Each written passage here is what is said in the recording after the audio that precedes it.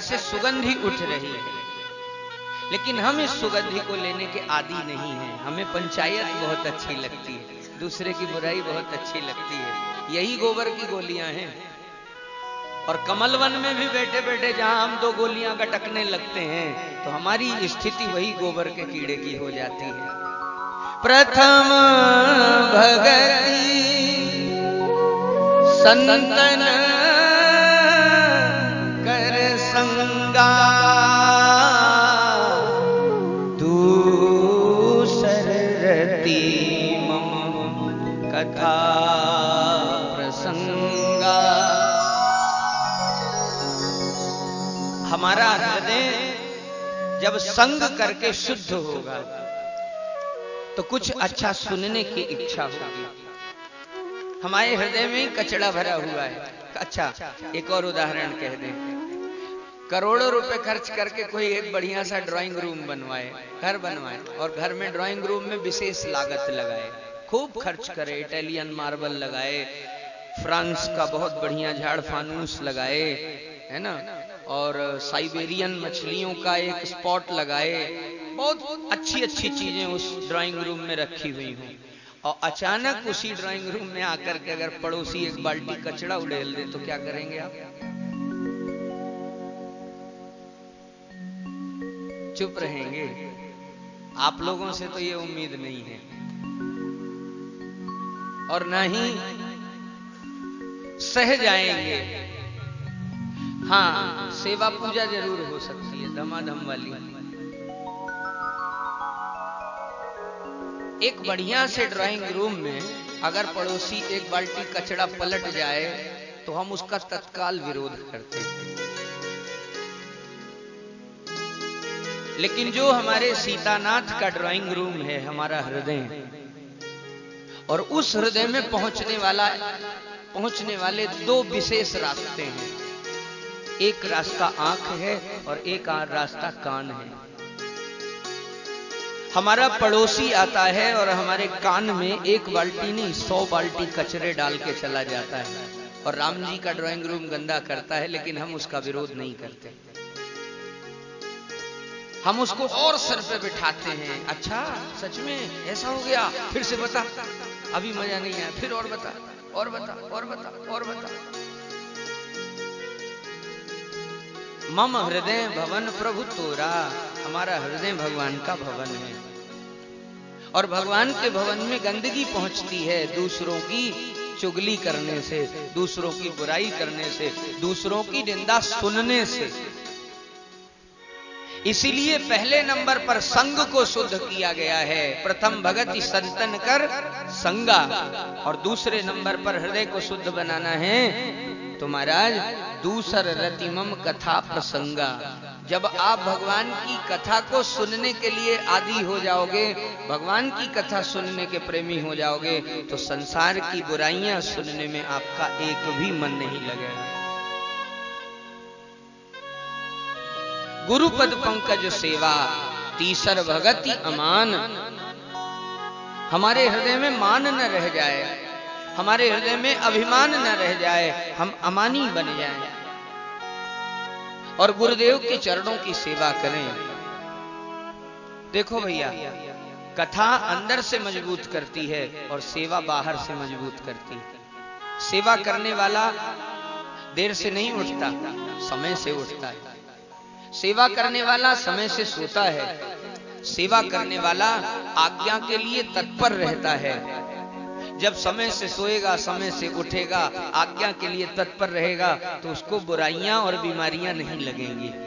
इसलिए सेवा व्यक्ति को बाहर से मजबूत करती है और कथा व्यक्ति को भीतर से मजबूत करती है।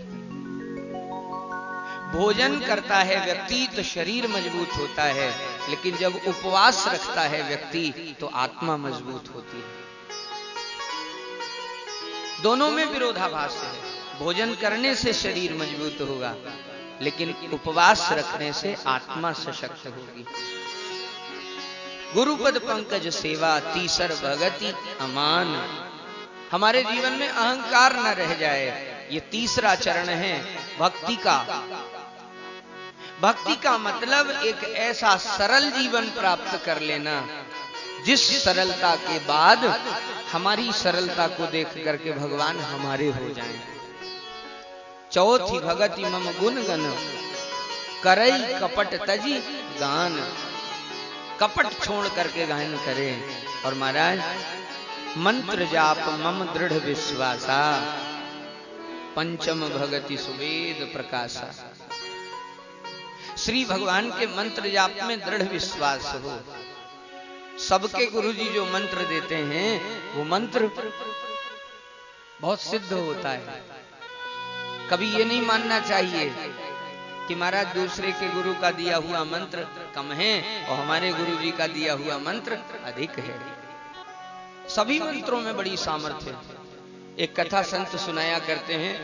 एक बार समर्थ स्वामी श्री रामदास जी के पास एक व्यवहारी व्यक्ति पहुंचा और उसने कहा, महाराज जी हमें मंत्र लेना है। तो महाराज जी ने पूछा, क्यों लेना है? बोले, महाराज आपका महाराष्ट्र क्षेत्र में बहुत प्रभाव है इसलिए मंत्र लेना है। बोले, इससे पहले कभी मंत्र लिया था? गुरु जी ने कहा, और शिष्य जो सामने बैठा है उसने उत्तर दिया, हाँ महाराज एक बार कान फुकवाया था, लेकिन गुरु जी क्या बड़बड़ा के चले गए, कुछ समझ में ही नहीं आया। ठीक से लेना चाहता हूं। तो समर्थ स्वामी रामदास जी ने एक लीला की। कहा, ठीक है तुम एक ऊंचे पर्वत पर आओ। और सज्जनगढ़ की पहाड़ियों में श्री समर्थ स्वामी रामदास जी ने उस साधक को बुलवाया। आज्ञा की, एक लोटा जल हाथ में लेकर के आना और एक कमंडल लेकर के आना। तो कमंडल लाया, एक लोटा जल लाया। अंत में महाराज समर्थ स्वामी ने कहा, ये जो लोटे में जल लाए हो इसे अपने मुंह में भर लो और जितना मुंह में भर सके उतना भर लो। तो एकदम मुंह फुला करके उसने पानी मुंह में भर लिया। बोले, अब गुरुजी का स्मरण करो और उनके दिए हुए मंत्र का स्मरण करो, जितना याद है तुम्हें उतना ही स्मरण करो। तो उस व्यक्ति ने स्मरण किया, आंखें खोली और गुरुजी की तरफ देखा। तो समर्थ स्वामी रामदास जी ने कहा, इस चट्टान के ऊपर मुंह का जो जल है वो उगल दो। जैसे ही महाराज उस व्यक्ति ने अपने मुख में भरा हुआ जल चट्टान में डाला, चट्टान के हजारों टुकड़े हो गए। समर्थ स्वामी रामदास जी ने शिक्षा दी, गुरु का दिया हुआ मंत्र कभी व्यर्थ नहीं होता। लेकिन अगर मंत्र भूल जाए तो गुरु जी के चरणों में जाके प्रार्थना करनी चाहिए, उनसे पूछना चाहिए कि गुरुदेव आपने हमें मंत्र कौन सा दिया था, कृपा करके लिख के दीजिए, हमें उसका जाप करना है। मंत्र जाप मम दृढ़ विश्वासा। जिस साधक के हृदय में मंत्र जाप का दृढ़ विश्वास होता है उसके हृदय में पंचम भगति प्रकाशित हो जाती है।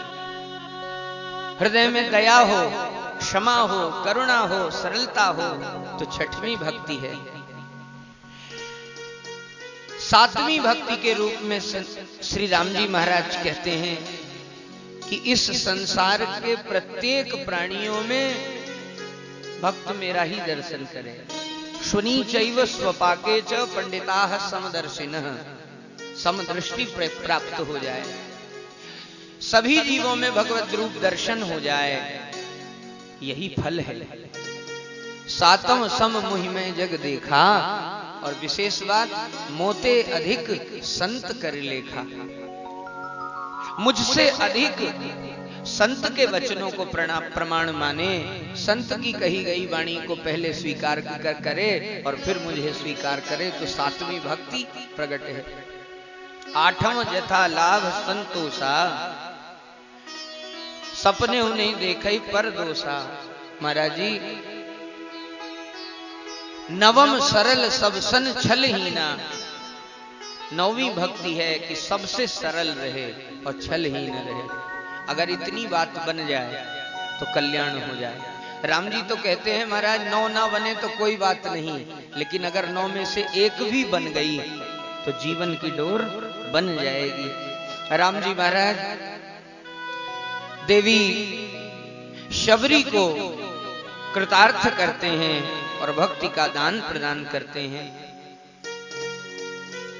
जोगी वृंद दुर्लभ गति जोई, तो कहूं आज सुलभ भई सोई। आज वह गति तुम्हें प्राप्त हो रही है। श्री राम जी महाराज सबरी मैया का कल्याण करते हैं और आगे की ओर यात्रा करते हैं। महाराज हम सबके जीवन में भी अगर ऐसे संत आ जाएं जो हमारा तार रघुनाथ जी के चरणों में जोड़ दें तो हमारा कल्याण हो।